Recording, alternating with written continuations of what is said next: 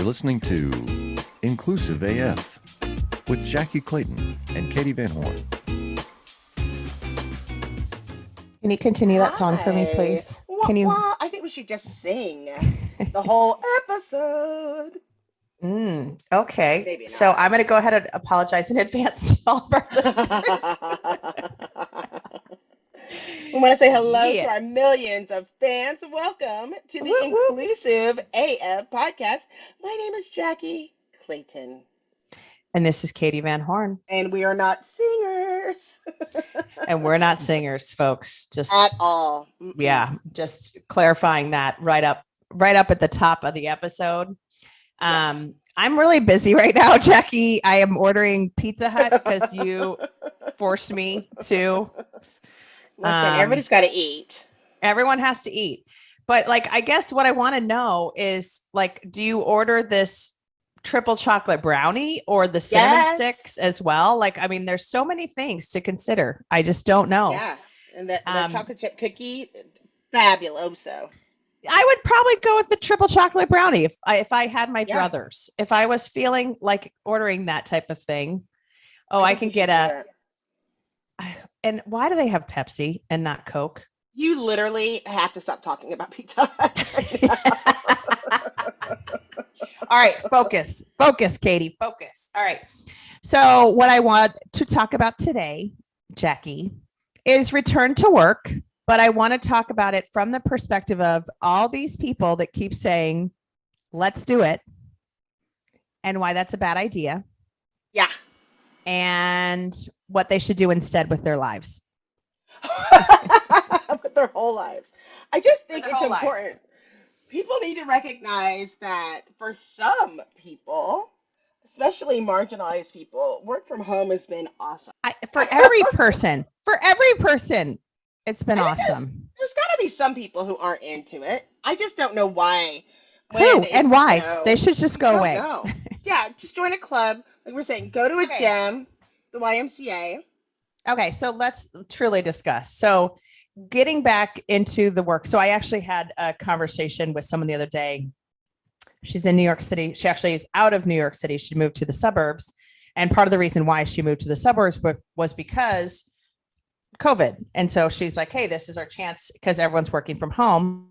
Well, then now she's looking for a new job because her company has decided we're going back to the office.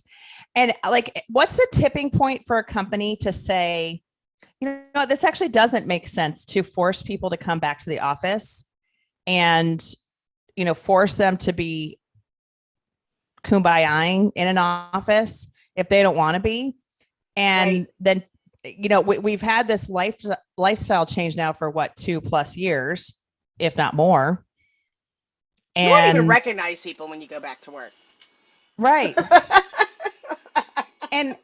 And I'm not wearing pants. I'm not wearing pants ever. You cannot force me Joggers. to. No. Mm-mm. Joggers only. That's right. Joggers only for the rest of my life. No. I think that's a good idea. But I mean, the thing is, it's like the only people who are saying that are like people on the exec team, like, oh, I'm so excited to see the whole gang back together again.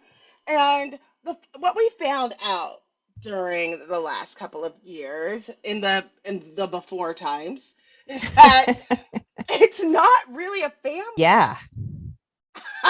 Or maybe it's more like a family than we'd like to admit, some families. But okay, pause right there for a moment. If you are in HR or any of the people functions, so TA, whatever it might be, stop saying that your company is like a family. Please. Yeah, please don't. Please stop it immediately because they're not a family. It's a place of business. That's right. I would say it's like a community. It could be a community. Community works. It's that's not fine. a family. No. And I it just feel shouldn't like be. No. I just feel like when people say that, it kind of makes me feel a certain way because it worries me because there's a connotation there that like how you interact with your family, either you go super casual because it's your family. Right. So I'm going to touch you or I'm going to do the things or I'm going to whatever. And it's cool. We're family. Or we're going to go out drinking and we're going to do things that we shouldn't do together as work mates because we're all family. We're drinking together. Unearned loyalty. Oh, My Yes. family is not going to just fire me when things get tough. Like, you try to Yeah, work they it will. well, some.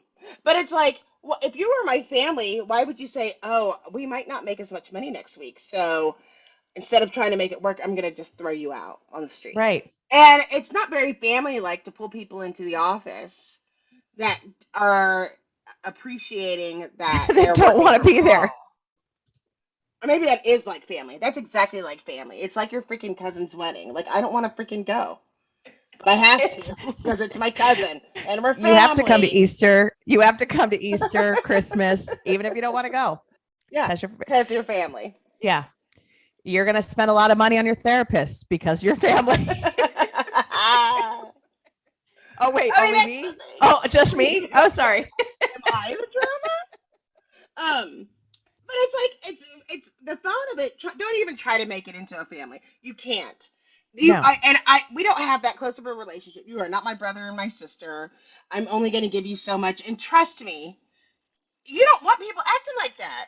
no. You'll have fights in the middle of the living room. People fighting over the remote control, stealing Hmm. your food and your clothes. You But don't I want it to also be a think family. the family thing is also interesting to me because I think for the longest time, and I think we all, I mean, every single person probably listening to this, every person that's been in the workforce has felt this way.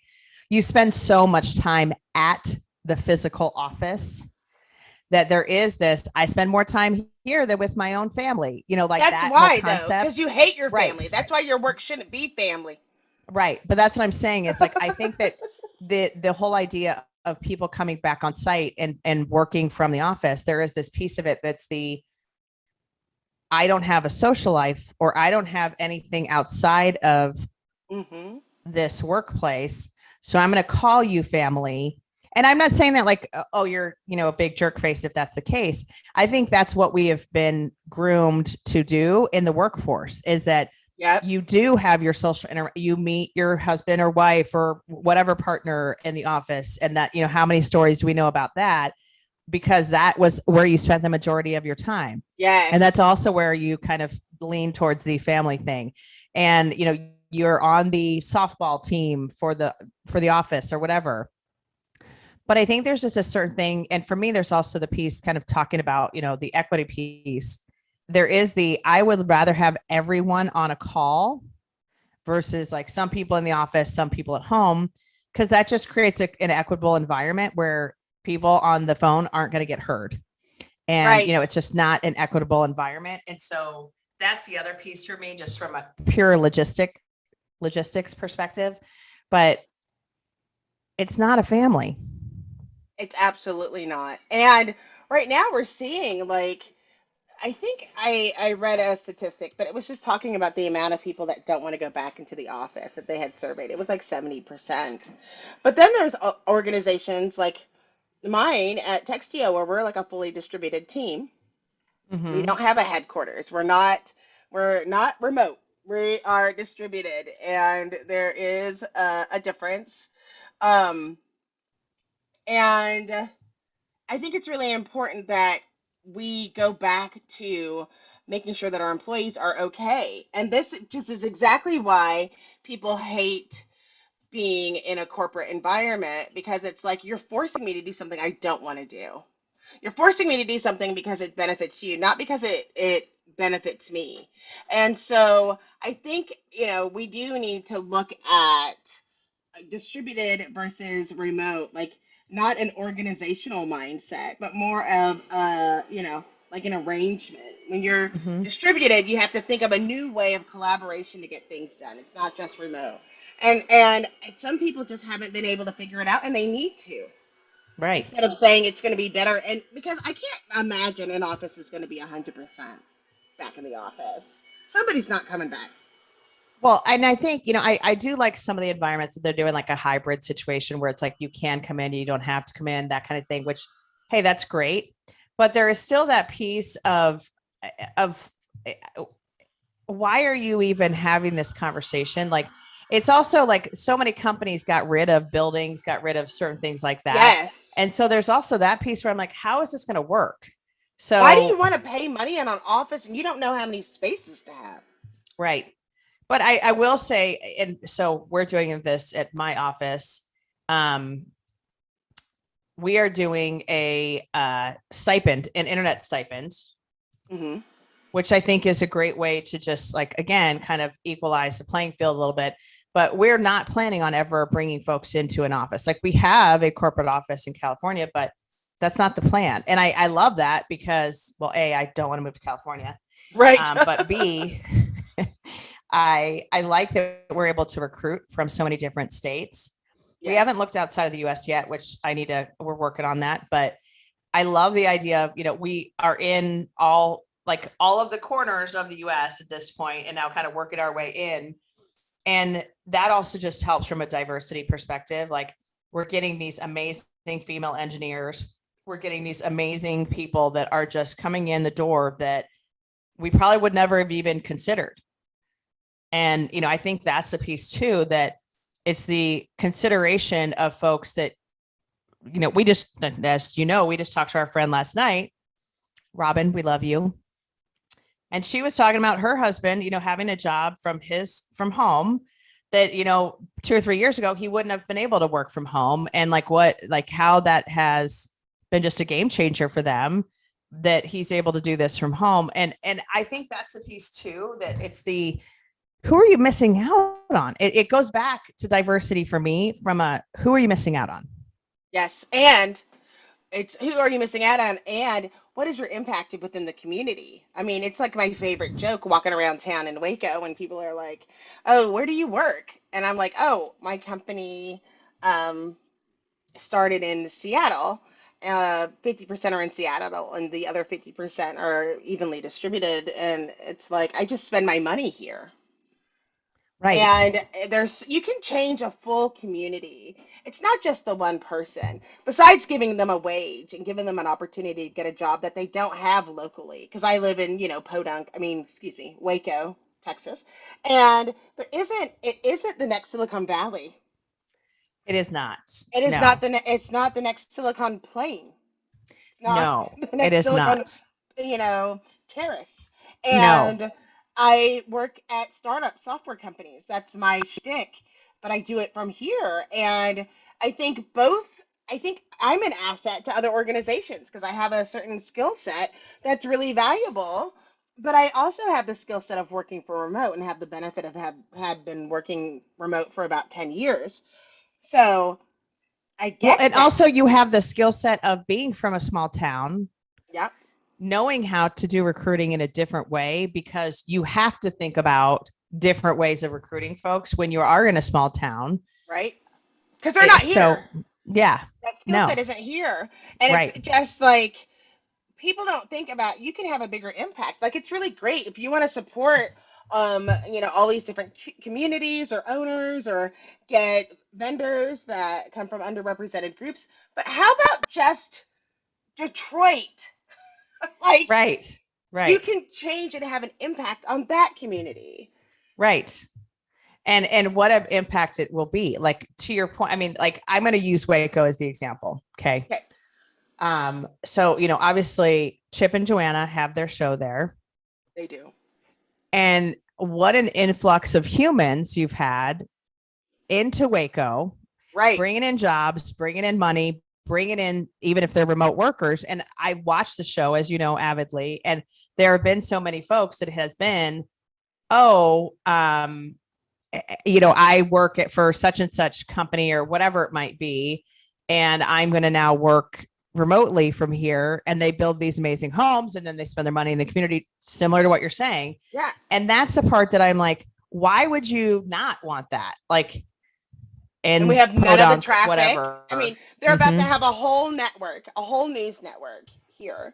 And what's cool and what's kind of funny when you do live in a small town is like there was an organization, it was for startups in Waco, and they were giving headshots. And the photographers are like, "Oh yeah, we were recruited. We came from LA for Chip and Joe, and we worked on cinematography for this and that, and now we just want to stay, but we're not going to be working for them anymore." And so you get like, oh, I've got this fancy pants photographer taking my picture that wouldn't Right. normally do that, or just different connections to different things. Right. But I feel like you really do, if you have a brick and mortar, you also don't realize how limited you are by the talent. Mm-hmm. because you Right. only do have that community. Like there's full technologies. When I was doing research on Python, which is a technology, and a lot of people are using for AI Mm-hmm. software, and a majority of people that use software are on the West Coast and within the Silicon Valley region. And so if that's something that you are using, your resources are limited if you go into a brick and mortar and you're Right. in, Indiana. Where are you going to get the people from? Where are you going to find the people?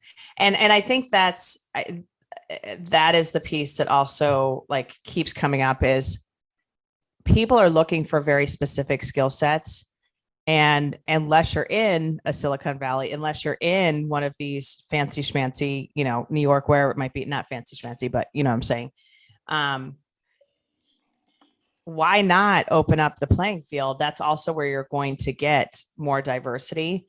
Yep. And I don't know. I know I'm an odd duck when it comes to things like this because I just want to um, get good people. Yes.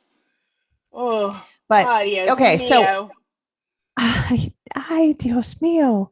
Um, so other than like, okay, return to work, what are the other things? Like, so I think, obviously the actual location, so many people close their offices or shutter their doors or whatever. And you're Yes. like, that has to be an expense, a capital expense that folks want off the books. So why not let folks work from home?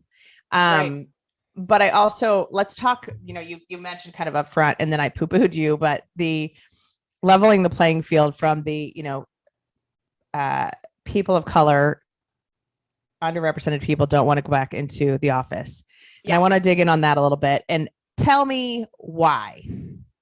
Because like if I it's funny, I can work at home by myself and I don't feel othered. I might be the only or in different situations, but it didn't feel like that. Like I had an opportunity to feel comfortable because I was in my own space, which makes a big difference rather than feel like have that representation every day of being the only or feeling othered or marginalized. And it's not just it's all a lot of underrepresented because it's not just being black, it's also being damn near 50 and I don't want to go to a happy hour after work every day or I don't want to schmooze with all the people or heck, I woke up at 2 o'clock in the morning. I might as well do some work and I could figure it out later. That's part of what I can appreciate where my work can stand for me and it's not all of those extracurriculars and political games that people have at organizations that I have to do in order to fit in. I think that's a big thing. I yes, and I what I'm wondering, and I mean, I'm hopefully someone from like HBR or somewhere is doing this study. I am curious to see how this will impact promotions because we Yes. know that historically it's been the squeaky wheel. It's been whoever has gone out to those happy hours that no one really wants to go to. Right. It's all of those things, and so it is the how is that going to impact promotions if everyone has the level playing field of working from home? Right. And Right. I'm hoping it will. I'm hoping it will have an impact. But I also think, I know we had this discussion early on in the pandemic of, don't make people turn on their cameras and don't make people show their homes, because some people are working from an office that is really their bedroom or whatever it might be. And, I think that's such an interesting concept too, because that I think has shifted where people are like, no, no, no, let's all be on camera. And I prefer it more from I just want to see people's faces. Yeah. Right now I have a blank wall behind me, but that is soon to change. But like I think there's tools and I'm glad that Zoom and Teams and some of these others have created tools that block out your background so you can still be on camera without showing off your unmade bed, You know what? you know? I will tell you, I do have a bias. It freaks me out when their office is in their bedroom. Why? I'm always like, what are you doing? Like, is that your bedroom? I feel weird. I don't know. And I know some people don't have that space. I've been thinking about that a lot lately. Like if you were if you were in the office, right? If you were in the office, you couldn't just like hide behind a wall. At some point you got to see people, right? And I think that's a piece that is also, it's just interesting because yeah, it is um how do you shift that narrative? I don't think it's weird if someone's calling from the bedroom because I just am all like, hey, just wherever you can land. And I think it's also because so many of our friends, both Yeah. people in the couple, if they are married or together with someone, both of them are working from home. And so it's like, well, hey, the office is being occupied by my significant other, and I'm over here in the bedroom just trying to take calls. So I don't Right. think that's like for me, it wasn't a big deal. So so I don't have that bias, but I think for me, it's just I'm such a connector from the like I want to look in someone's eyes. Yeah. So that's the big thing for me. But like what's actually behind them, other than when they have a really cool belief sign or when they have a executive producer that Right. comes and pops it every once in a while. I'm a little shocked I haven't seen him today, but that's Well, okay. yeah. The executive producer is doing something to the grass. I don't know. We'll see. Stay tuned. It should be exciting. Okay. Okay. Please keep all of us posted. We are all very riveted. Um, Yes. anything else you want to say about working from home versus being in the office? I just think that you should do a survey and like give people the option. There are people, just consider that there are some people that don't feel comfortable going back to the office or feel more comfortable having the opportunity to work from home. And the thing is, it's like, I feel like you're going to have a little bit more retention, especially those that don't want to go back to the office. They're not. Okay. No. They're Right. not. They're voting with their feet. Yes. And And so they're going to leave. they're going to leave. You're going to lose really good people because the very amazing folks have changed their life. And I know they're like, oh, from a production perspective, the production has gone down. If you trust your people and you hire good people, that's not going to be an issue. And I am all about like look at outputs versus like, hey, are they working from between these hours? Like flexibility overall is such a huge Yes. piece. And so like just that's I know we were going to chat about like benefits and perks at some point, but that's one of the things that I like that for me is like flexible time, like just work when you can work and get your work done. Like that's all I really care about. Which I don't think is the same. I don't think everyone feels the same way. I'm just like, hey, get it done. That's all. I mean, All I think right. there's some places that are going to, and there are some places where they want to go back to work, but do it for your people. Like figure out what's going to make the most sense for you. Don't do it because some other company is doing it. Right. Amen. Yes, agreed. So, summary of the story, do a survey, ask questions that are not biased or leading the witness in that survey. um, and listen to your employees. Do it. Do it. Do Um, it. what else? Anything else you want folks to hear from this episode? I love ya. I always have. I always will. All right, it's time for Pizza Hut, people. We've got to go. All Very right, important friends. stuff. All right. Thank you for listening. This is Katie Van Horn. And this is Jackye Clayton. Bye. Bye.